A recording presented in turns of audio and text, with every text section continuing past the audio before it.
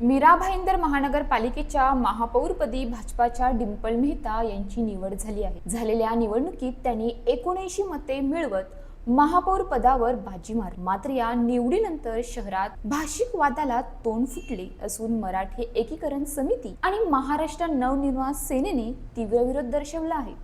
मराठी एकीकरण समितीने महापौरपदी मराठी व्यक्तीची निवड व्हावी अशी जोरदार मागणी केली होती।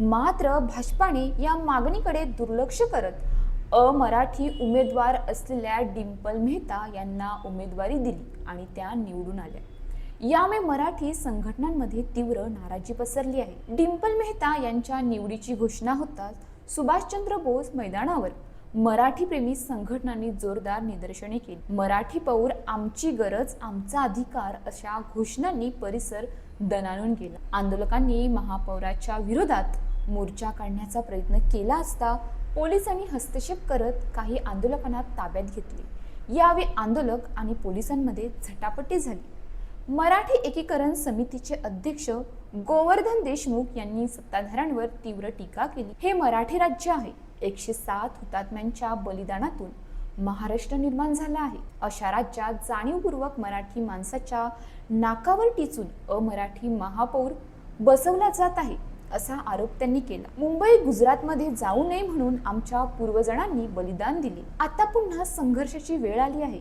असे ते म्हणाले। मीरा भाईंदरमध्ये अमराठी मतदारांची संख्या मोठी असली तरी स्थानिक मराठी संघटनांच्या आक्रमक भूमिकेमुळे भाजपासमोर नवे आव्हान उभे राहिले आहे। मनसेनेही या आंदोलनाला पाठिंबा दिल्याने शहरात तणावपूर्ण शांतता आहे।